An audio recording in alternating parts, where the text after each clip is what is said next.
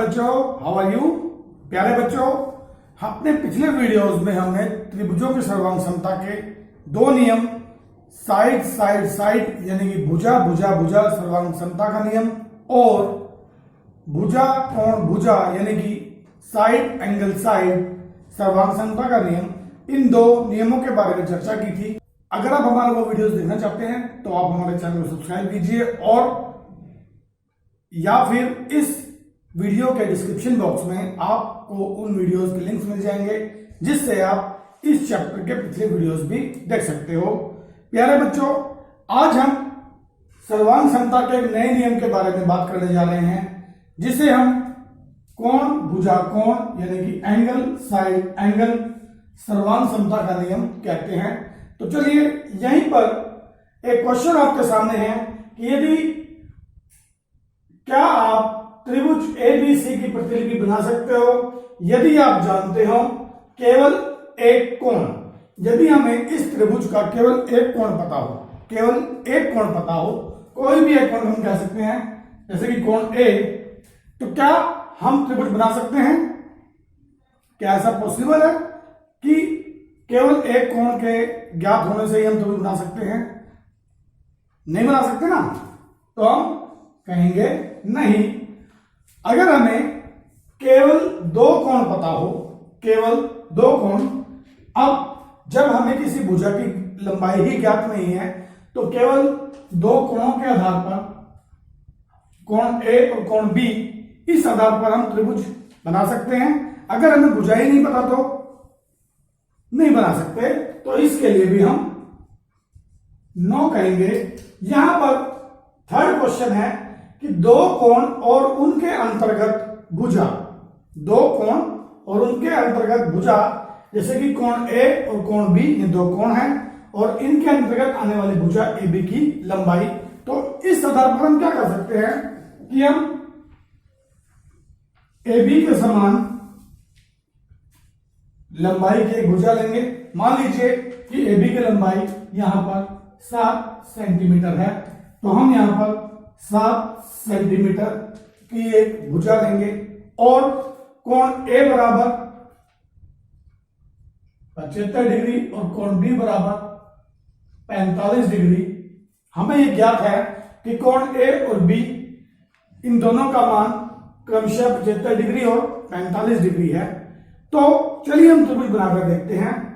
बिंदु ए पर हम 75 डिग्री का कोण बनाएंगे। 75 डिग्री बच्चों आप प्रकार से बनाएंगे, लेकिन देखिए इस तरह की प्रकार होती है, लेकिन मैं यहां पर डायरेक्ट मार्कर से बना रहा हूं। यहां पर हम पहले 7 डिग्री का लेंगे और फिर ये 120 डिग्री। 75 डिग्री बनाने के लिए हमें क्या करना पड़ेगा? पहले 90 डिग्री का कोण और फिर 7 और 90 का आधा, और ये 75 डिग्री का कोण हम इस तरह से बना सकते हैं। और इसी प्रकार से 45 डिग्री का कोण हम बनाएंगे। यहां पर ये 45 डिग्री का कोण और ये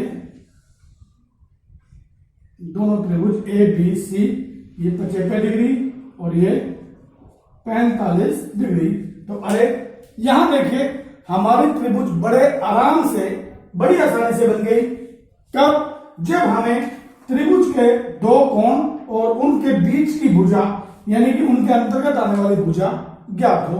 तो बच्चों, यदि हमें किसी त्रिभुज के दो कोण और उनके अंतर्गत आने वाली भुजा ज्ञात हो तो हम किसी त्रिभुज के सर्वांग सम, या हम कह सकते हैं कि किसी त्रिभुज की प्रतिलिपि हम बना सकते हैं।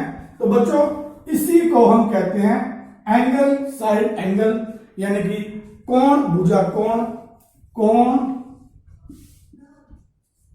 भुजा कोण सर्वांग समता का नियम।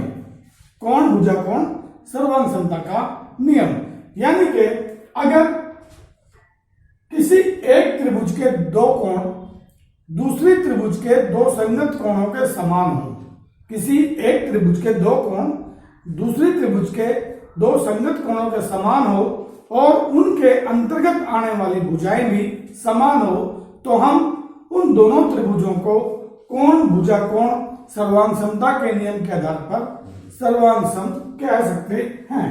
जैसे कि त्रिभुज है ये एक्स वाई जेड और एक त्रिभुज हम लेते हैं एल एम एन। अब यहां पर कोण y बराबर है 40 डिग्री, कोण z बराबर है 70 डिग्री। इसी प्रकार यहां पर कोण m बराबर है 40 डिग्री और ये l बराबर है 70 डिग्री और yz भुजा की लंबाई जो है वो 5 सेंटीमीटर है और ml भुजा की लंबाई जो है वो भी 5 सेंटीमीटर है। तो बच्चों यहां पर देखिए हमारे पास कोण y के संकेत जो कोण है कोण m, ये दोनों बराबर हैं 40 डिग्री के और कोण z बराबर है कोण l के 70 डिग्री और इन दोनों के अंतर्गत आने वाली भुजा yz और ml, yz बराबर है ml, दोनों की लंबाई है 5 सेंटीमीटर। तो इस आधार पर हम कह सकते हैं त्रिभुज एक्स वाई जेड सर्वांग सम है त्रिभुज एल एम एन के। और इसका कारण बच्चों हम लिखेंगे कोण भुजा कोण सर्वांग समता का नियम, या हम कह सकते हैं एंगल साइड एंगल। चलिए बच्चों एक बार देखते हैं कि अगर हमें दो कोण और कोई एक भुजा यानी कि एंगल ए एंगल बी और साइड बीसी के बारे में अगर जानकारी है, साइड बीसी की लंबाई है 5 सेंटीमीटर, तो एंगल ए एंगल बी और side BC is equal to 5 centimetre. क्या इस जानकारी से हम इस त्रिभुज की प्रतिलिपि बना सकते हैं? चलिए देखते हैं। देखिए बच्चों एंगल ए बराबर है 75 डिग्री और एंगल बी बराबर है 45 डिग्री और हमें दिए है side BC is equal to 5 centimetre. हमें नीचे की साइड अभी नहीं दी हुई है, हमें ए बी साइड की लंबाई नहीं पता, तो हम क्या ये त्रिभुज बना सकते हैं? सोचिए जरा एक बार, क्या ये पॉसिबल है कि कोण ए कोण बी और बीसी साइड के ज्ञात होने से हम ये त्रिभुज बना लें?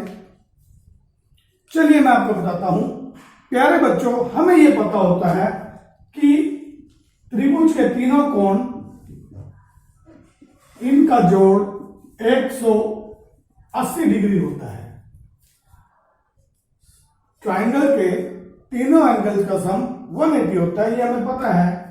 एंगल ए हमारे पास 75 डिग्री है, एंगल बी हमारे पास 45 डिग्री है और सी हमें पता नहीं है, तो 180। यहां से angle C is equal to 180 minus 75 minus 45। तो यहां देखिए बच्चों 180 माइनस 120 यानी कि 60 डिग्री। अब देखिए एंगल सी बराबर हो गया 60 डिग्री। तो यहां देखिए बच्चों जब ये एंगल हमें पता लग गया 60 डिग्री, तो जरा यहां देखिए एंगल बी एंगल सी और उनके बीच की साइड बी सी, यानी कि दो कोण व कोई एक भुजा अगर हमें ज्ञात है तो हम इस रूल को अपने एंगल साइड एंगल वाले रूल में चेंज कर सकते हैं, रूपांतरित कर सकते हैं।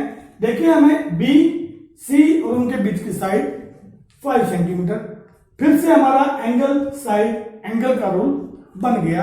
यानी कि बच्चों अगर हमें त्रिभुज के दो कोण और कोई भी एक भुजा पता हो तो हम उसको एंगल साइड एंगल रूल में चेंज करके उनकी सर्वांग समता सिद्ध कर सकते हैं। ठीक है बच्चों, तो बच्चों आप इस नियम का अभ्यास कीजिए और अपने बुक के क्वेश्चंस को इसकी सहायता से हल कीजिए। Thank you.